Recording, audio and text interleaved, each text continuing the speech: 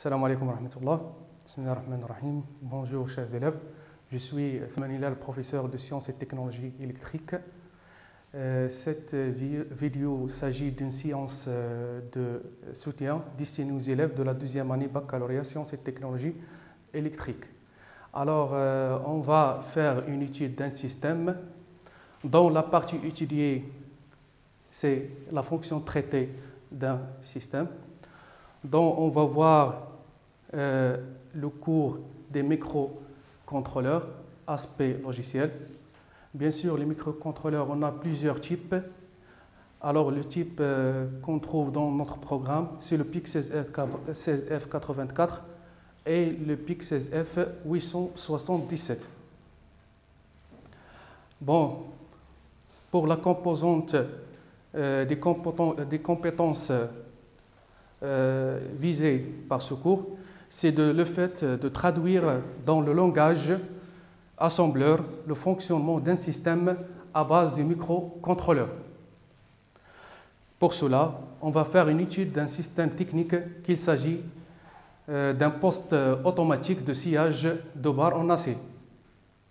Avant de voir le fonctionnement du système, je vous présente la constitution de ce système.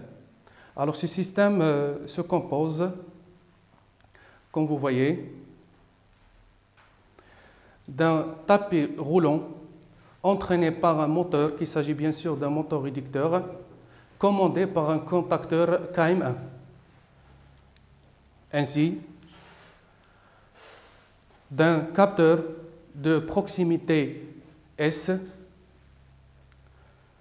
et d'un étau de serrage E actionné par le vérin C1 qui est piloté par le distributeur pneumatique M1 et d'une unité de sciage qui se constitue d'un moteur MT2 plus le scie circulaire. Alors, la remontée ou bien la descente de cette unité est entraînée par le vérin C2 à travers ce levier. Le vérin C2 est commandé par le distributeur pneumatique M2.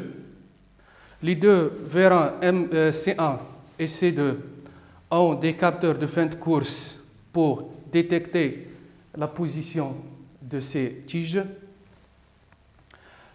Et finalement, ce système est commandé par une carte numérique à base d'un microcontrôleur.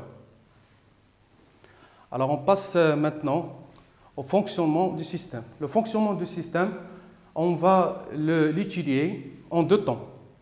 Dans un premier temps, et par souci de simplicité, on va éliminer les capteurs, tous les capteurs du système, et on va considérer que la transition d'une action à une autre se fait par une durée donnée.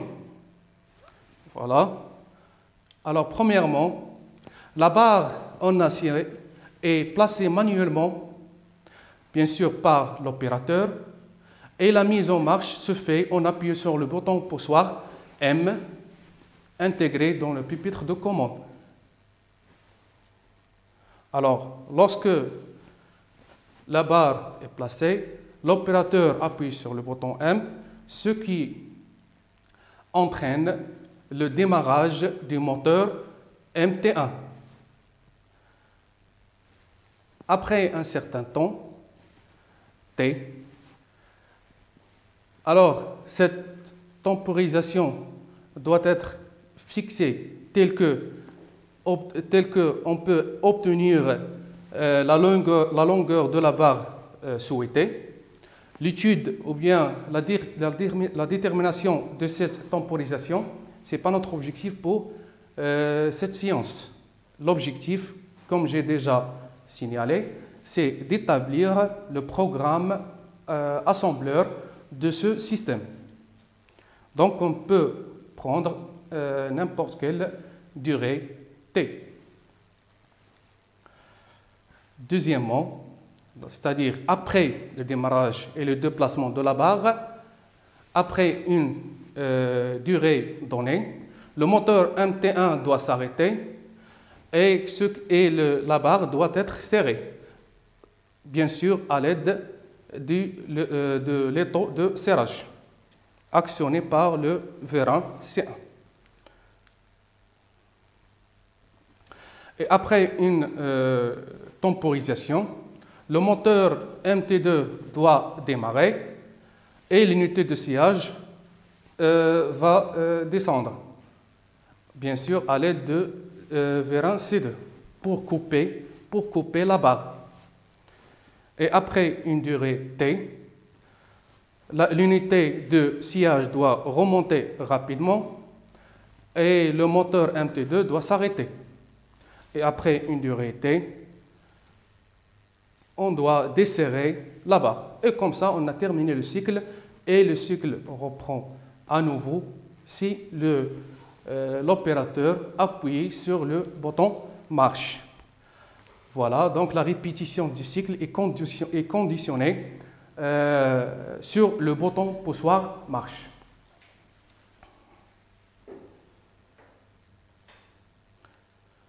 Donc, à partir de cette description du système, on va essayer tout d'abord d'établir un langage graphique, bien sûr c'est l'organigramme, avant de faire le langage assembleur. Donc on passe maintenant à établir l'organigramme de ce système. Alors avant d'établir le programme en assembleur, c'est mieux tout d'abord d'établir le langage graphique, l'organigramme du fonctionnement de ce système. Voilà, on commence par début.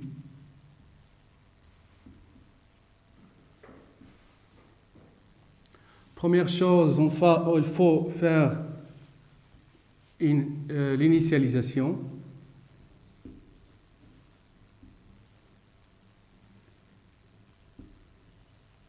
Puis, on va faire un test sur le bouton poussoir marche. Bouton poussoir marche. Est-ce qu'il est actionné ou pas? Donc, bouton poussoir marche.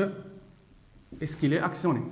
Si oui, on continuera. Sinon, on refaire le test. Alors, après l'appui sur le bouton poussoir marche,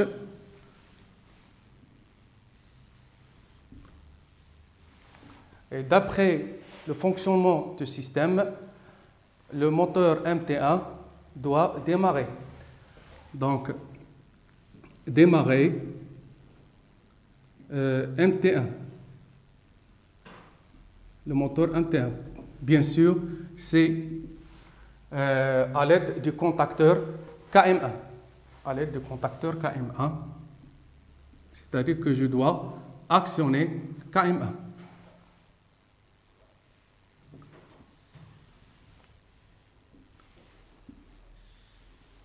Alors, puis, on va attendre un peu.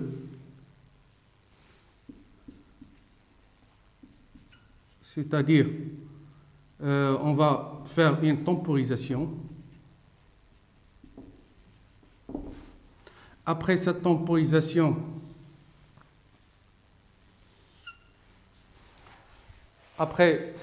temporisation, on doit arrêter le moteur MT1 et serrer la barre.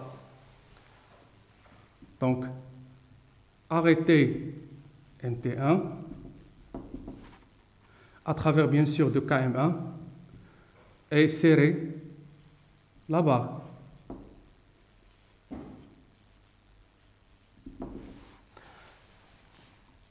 Même chose, donc on va attendre un peu.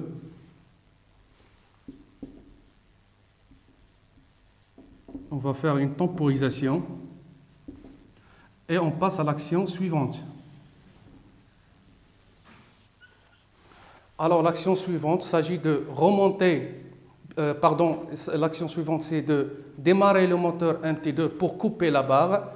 Donc il faut démarrer le moteur MT2 et descendre l'unité de sciage. Donc, démarrer MT2 et descendre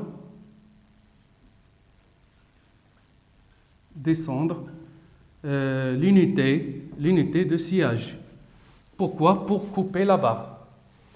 Et on attend un peu, c'est-à-dire qu'on va faire une temporisation.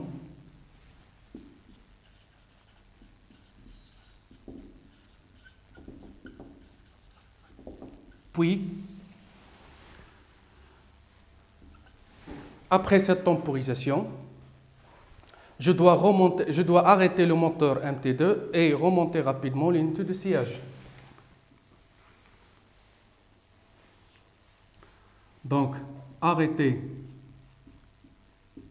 l'arrêt du MT2, pardon. Bien sûr, c'est à travers le contacteur KM2 et remonter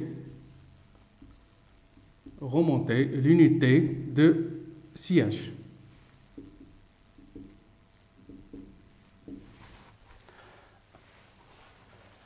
Alors, on va faire une temporisation. Donc, après une temporisation,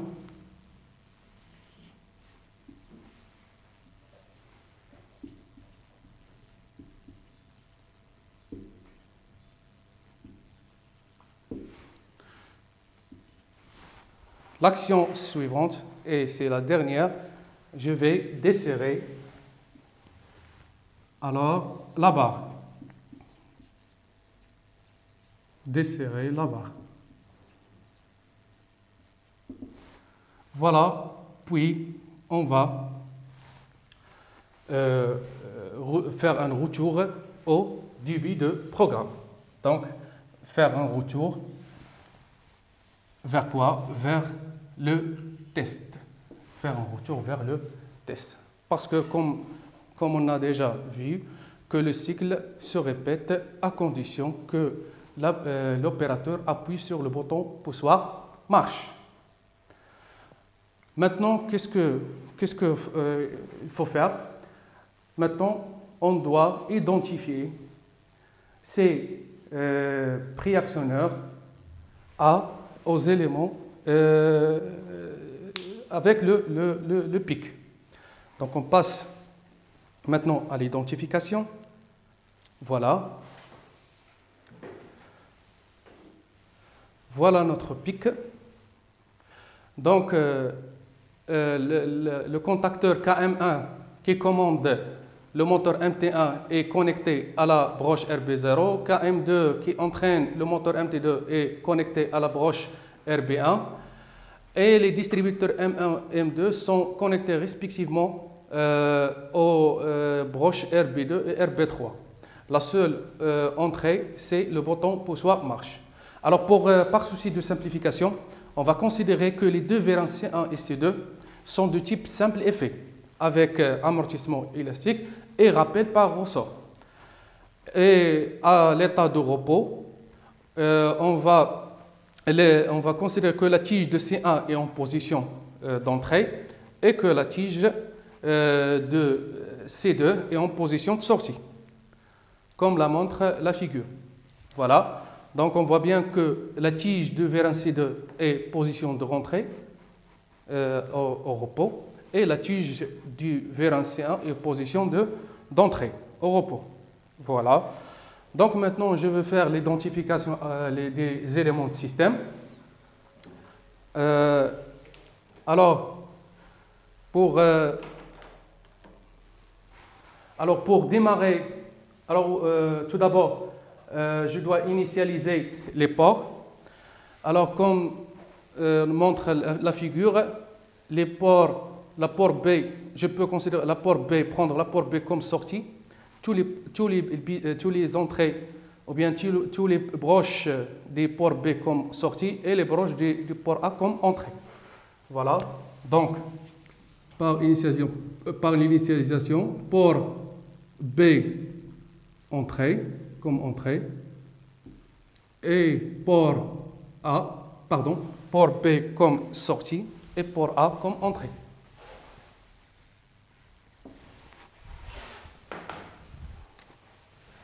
Donc port B comme sortie et le port A comme entrée. Voilà.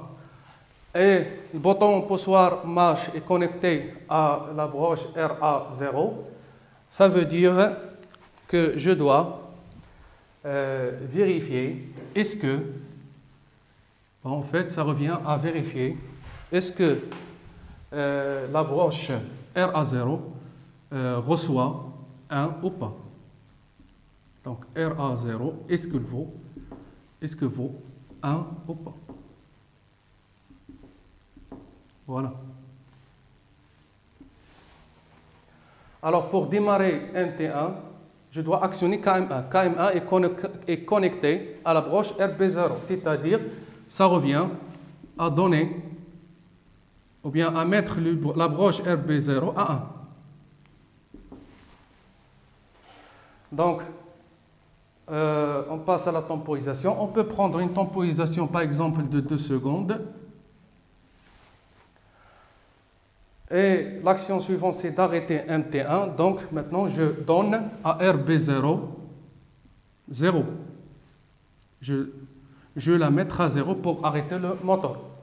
C'est-à-dire, lorsque je mets le bit RB0 à 1, c'est-à-dire, je ferme le contacteur KM1.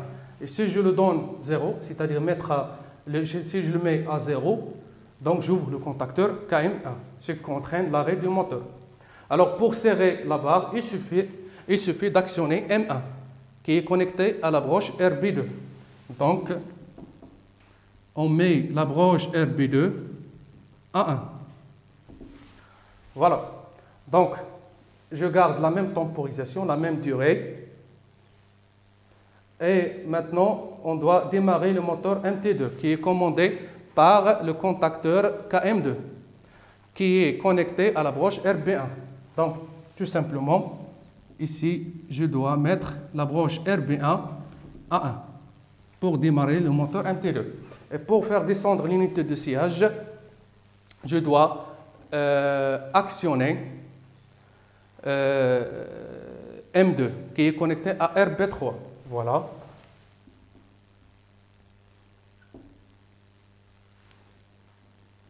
Donc RB3 reçoit 1.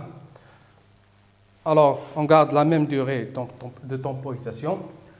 Alors, pour arrêter le moteur MT2, il suffit de mettre le bit RB1 à 0 pour ouvrir le contacteur KM2. Et pour remonter l'unité de sciage, il faut tout simplement d'annuler l'ordre à M2, c'est-à-dire mettre le bit RB3 à 0.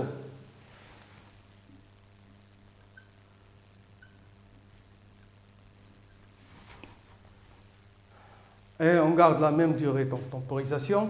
Et maintenant, je dois desserrer la barre. Je dois desserrer la barre. Pour desserrer la barre, il suffit de mettre le bit RB2 à 0. Donc RB2 doit se mettre à 0. Et comme ça, on a terminé notre organigramme et on passe maintenant au programme assembleur. Alors, maintenant, voilà le programme en assembleur. Dans le début de programme, il faut tout d'abord identifier le type du microcontrôleur. Notre microcontrôleur utilisé, c'est le PIC16 F84. Alors, puisqu'on va utiliser une temporisation à l'aide de timer 0 avec un compteur, je dois déclarer le compteur. Donc le compteur, ce sera à l'adresse 0C. C'est la première adresse réservée aux utilisateurs. Donc chaque programme doit commencer par l'adresse, programme principal doit commencer par l'adresse 0. Alors pour configurer les ports, je dois je dois modifier les valeurs ou bien je dois agir sur les registres trace A et trace B. Alors, je charge le registre trace A par la valeur 0,1. Pourquoi? Pour que le pin RA0 soit en entrée. RA0 du port A en entrée. Puis, je charge le trace B, le registre trace B, par la valeur 0. Pourquoi? Pour que le port B soit en sortie. Et pour la configuration du timer 0, je charge le registre option par la valeur 0,1. Par la 0, des 0, 0, 0, 0, 0, 1, 1, 1. Pourquoi? Pour activer le préscalaire PSA et avoir un prédiviseur qui est égal à 256. Un prédiviseur qui est égal à 256. Donc comme ça, on aura une temporisation, ou bien comme ça, le débordement de timer 0, le débordement de timer 0, ça sera pour une durée de 256 du débordement de timer 0 multiplié par 256 du prédiviseur. Bien sûr, en microsecondes, si on a travaillé avec un oscillateur de 4 MHz. Alors, après la configuration des ports, je dois accéder à la aux banques 0 pour accéder ou bien pour agir sur les ports. Voilà, donc on revient, on se place dans le banque 0. Alors, l'initialisation de ce programme, dans l'initialisation du programme, il faut que tous les sorties du port B soient à l'état bas. Voilà.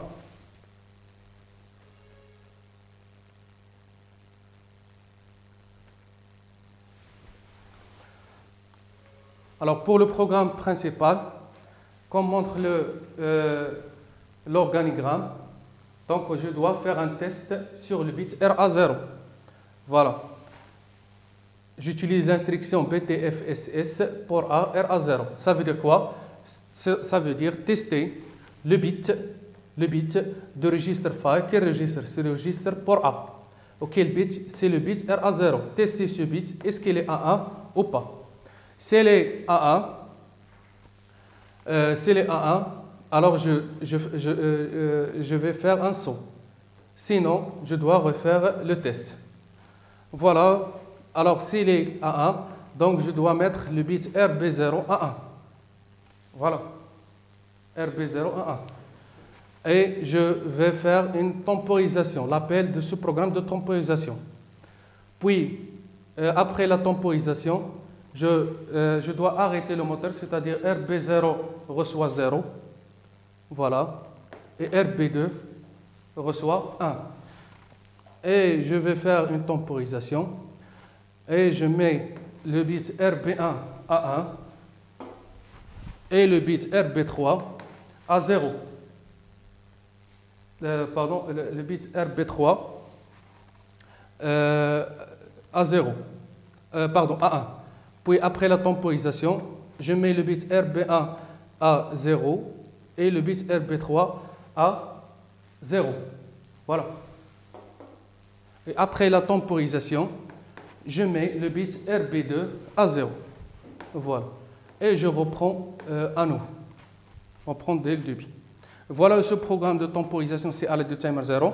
J'ai chargé le compteur par la valeur 46 pour attendre le timer 0 déborde 76 fois.